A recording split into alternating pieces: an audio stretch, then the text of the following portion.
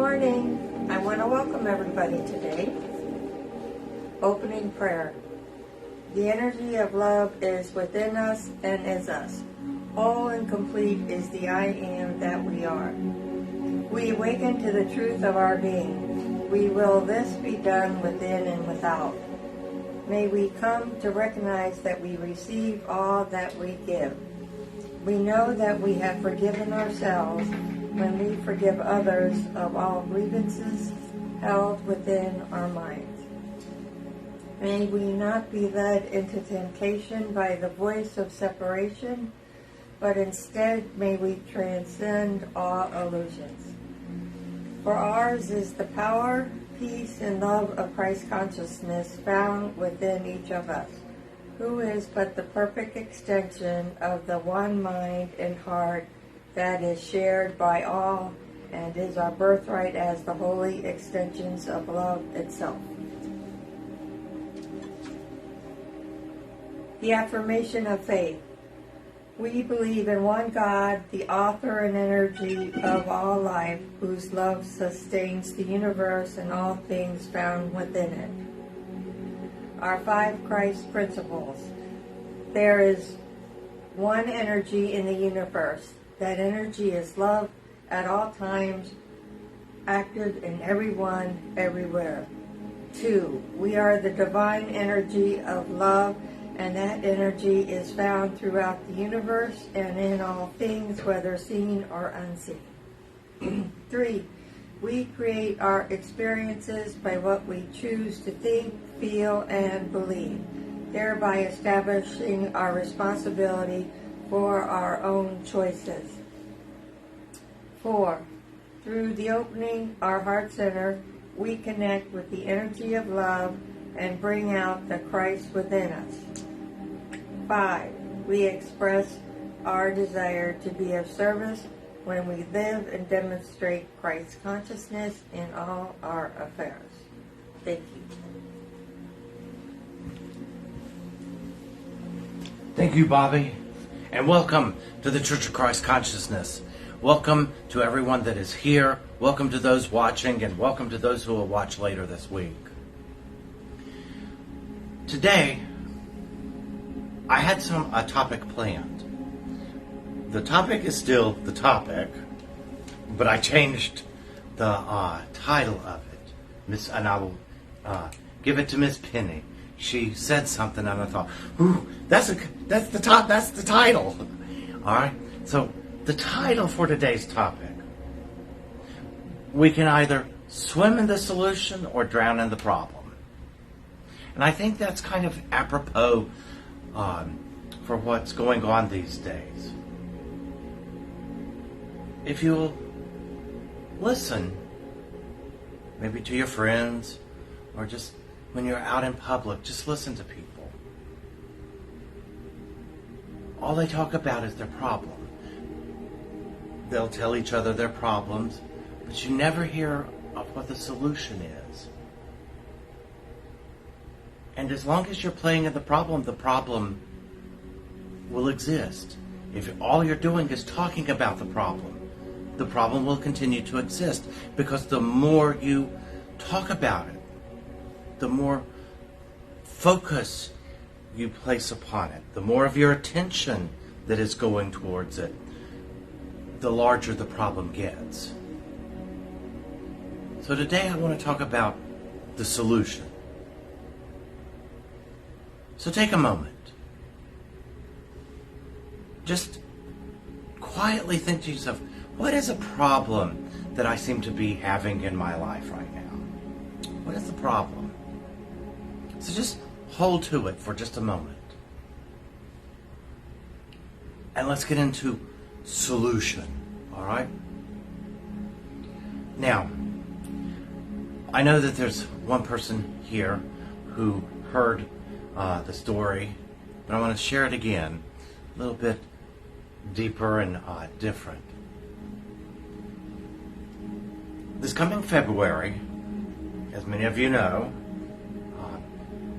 I will have lost my sight 11 years. It was 11 years ago this coming February. I don't need to get into it. Yes, for those watching, it was difficult, but I did know it was coming. So it wasn't like it was something that just hit. I had a genetic eye disease, and the disease won. Let's put it that way. Yes, it was depressing, it was hard, and all that other stuff.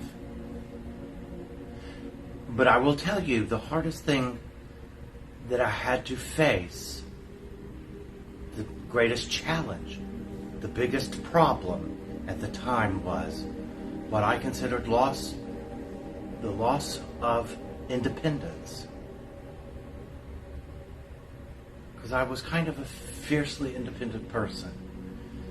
And the hardest thing was to not be able to drive anymore. Not to get behind the wheel of a car and just go when I was ready to go. Just crank the car, put it in reverse, back out the driveway, and go to the store. And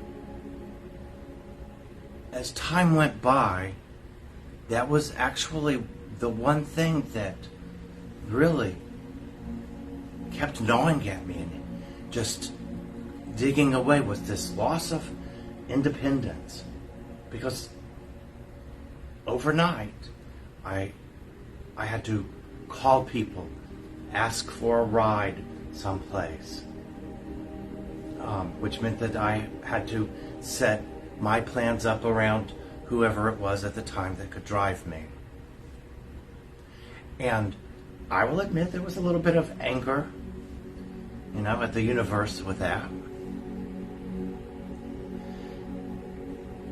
I had a car, and when I lost my sight, I sold it. Boy, I figure it wasn't going to do me any good, so I sold the car. Well, it's a couple of years later, I was like, I just would like to have a car so that someone can come over and drive me, right? So that if I ask, they don't have to always take their cars, use their gas, put miles on their car, blah, blah. Well, this is now years ago. So I thought, well, I'll go buy a car. Well, in the state of Florida, which is where this is coming from, when I first went to go buy a new car, I was told I couldn't, I'm blind.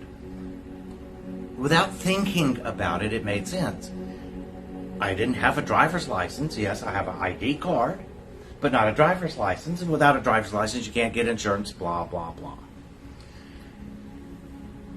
I could own guns, as many as I wanted, but I couldn't have a car. Even though at the time it didn't seem fair, it is what it is. It's what it was. There was nothing I could do about it. But I still wanted a car, so I had to get someone to take title of it. I was buying the car, but I couldn't even have my name on it. And that in itself posed another problem. Well, I kept swimming in the problem. That's what I'm trying to get at. It was like I couldn't see outside of what the problem was. I had blinders on. And someone asked me last week, what was the blinder? The blinder was self-limitation. I had been told I couldn't own a car, but never checked it out. I was responsible, and that's what I'm trying to get at. I was responsible for not following through and doing some digging, even if I had to have gone to a friend and said, will you help me research this? So, while later, got that car paid off, wanted to trade it in on a new one.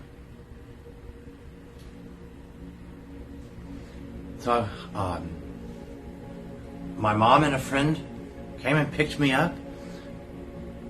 I can't drive the little car, so they drove me to the dealership, right? And I go in, they escort me to the door, and here comes this salesman. And I said, I would like to, trade cars. Okay. And the very next thing was, well, whose name is it going to be in? Well, I was still under that assumption that it had to be in somebody else's name. And the whole time, I'm going, and go in, and if you've bought a car, you know what, all the rigmarole. So I'm sitting there, and a friend of mine calls an insurance company and said, I need to transfer, get into blah, blah, blah. Because my mother had been on the title before. But my mother now has Alzheimer's, and I knew I couldn't put her as her name on the title. So I'd asked a friend if he would consider being on the title, but that would mean, insurance and all that stuff, which is why we called the insurance company. Well, this man at the insurance company, I telling him what I wanted, and I said, well, I know I can't own a car, blah, blah, blah, blah, blah. And he said, wait a minute. And here was the beautiful part of it. He goes, wait a minute. You sound like a victim. And that was all that took. You sound like a victim. And I said, oh, no, I don't play in victimhood. But I can't, in the state of Florida, own a car. He said, who told you that? I said, people in the state of Florida. He said, that's not true. Even though he was in another state, he said, I have sold. He said, I sell insurance policies to blind people all the time. And I can, he said, even in the state of Florida. I said, well, I don't understand, because I've been told that being blind, I can't own a car. He said, that's not true. He told me to go find the whoever was in charge of some particular department at the dealership. And he said, I will show them how to get into the state of Florida to show them that you can own a car. So I hear, and I hear, and all of a sudden my ears were like this. And so the two men come to me and they said, we apologize. You can own a car. I was like, yes. Now what is this? What is the purpose of the story? It was playing in the solution, not buying into the problem. And I will accept responsibility. For years I bought into the problem and played in it until I felt like I was drowning in it. Because the more time went by, the more loss of independence that I was experiencing. And I believed that I had this limitation set upon me, and I didn't see any way out of it. I will accept responsibility as I teach, and as Jesus taught us. Jesus didn't play in the problem. He offered solutions and asked us to play in the solution. And when I was sitting there with those two gentlemen, I realized one phone call, and here was the solution. Now, yes, and I do mean this pun intended. I was like doubly blind, because not only could I not see because I had lost my eyesight, but I was blinded to my own limitations that I thought were real. I thought these limitations were real.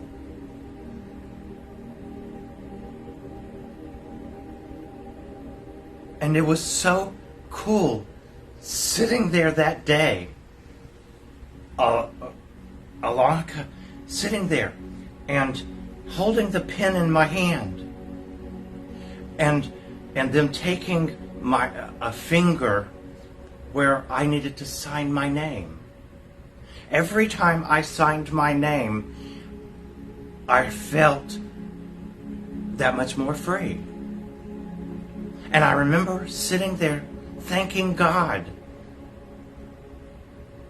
that I was brought to the solution. So when I was sharing this story with someone last week, she said, "Do you recognize what a gift you were given that day?" And I said, "I know I was given a gift." And she said, "But do you know how special a gift that was? Because you got to claim your independence again." And let me tell you guys,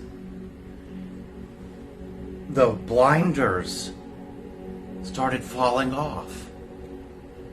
And I have spent the last week examining limitations that I had placed upon myself because I had lost my sight, and I thought that this is just the way it had to be. So I was not only playing in limitations, but I was playing in loss. And I will say this to those who are listening and will listen and will hear it. In A Course in Miracles, we are told that there is no loss in the kingdom, there is only gain. And here is the take-home message. I, even knowing that, was still playing in the loss, not looking and accepting the gain, the good, the abundance that is in it, that is in all things, because I was too focused on the loss. Even after all of the years. And I will finish with this. In the past 10 days, I have broken one toe on each of my feet, both the left foot and the right foot. And yes, it was an ouch. But even when it was happening, I couldn't help but to laugh a little bit about it, because I realized I was moving. Yes, I will admit, be a little bit more careful, but I was moving in such a manner that I felt free. And even if it took 2 broke toes, it was okay. Because the feeling of letting the limitations go, that limitation, that problem, letting it go and truly allowing it to fall away, also gave me the gift, this deeper gift of trust in God. And I want to say this as I close. No matter what the problem, there is a solution. Turn within, listen with the heart, and you will hear what the solution is. Now it becomes your responsibility to follow the directions and guidance. We don't have to swim in the problem or drown in it. we can play and swim in the solution and be happy and at peace. So I hope each and every one of you go this week, and every time a problem arises in your mind, stop and say, there is a solution. What is it, God? And listen for it. And then follow the directions. And then play. And that's where I will leave it. Thank you. Thank you for watching. Thanks for listening, everyone. And now Ms. Penny will take us into meditation.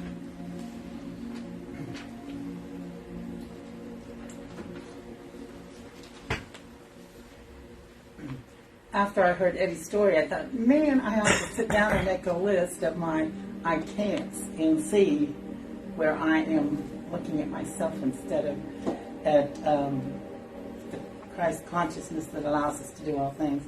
But I'd like to, as we sit here for just a moment, to reflect and get comfortable.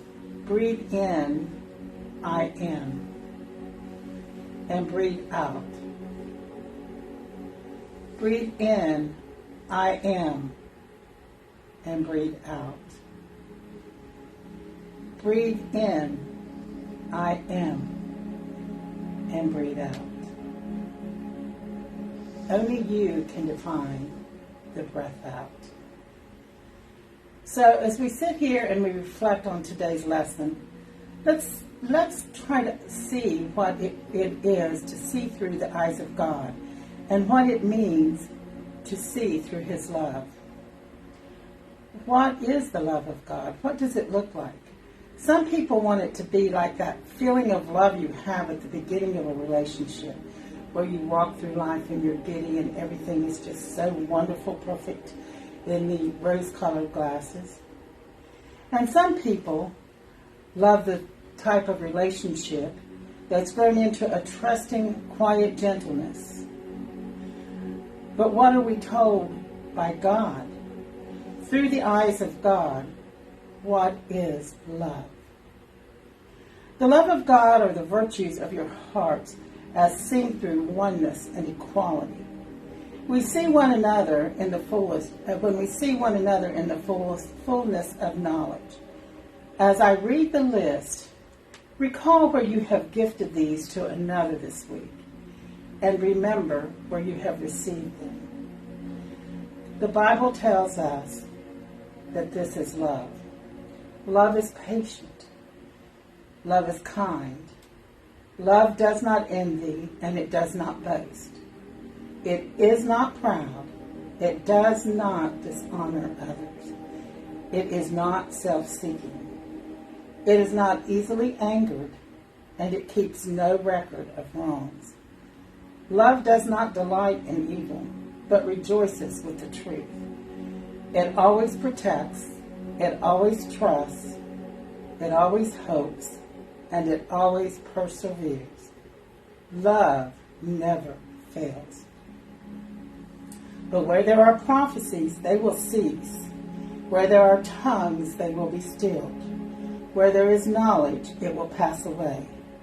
But this love will never end. Sit here for just a moment and feel this love.